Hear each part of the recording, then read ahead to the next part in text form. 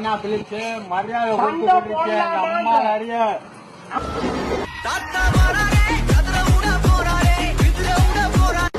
அந்த பையனுக்கு பயம் இல்லை. எங்கே செல்லும் இந்த பாதை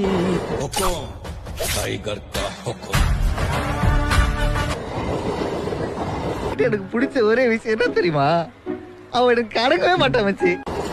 கூடத்தில் பாடம் படிச்சதில்ல நாங்க நட்பு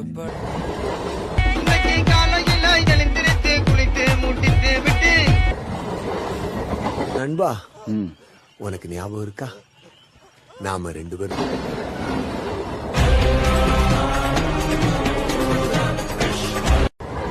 எனக்கு அதெல்லாம் தேவையில்ல. எப்போ வரீங்க?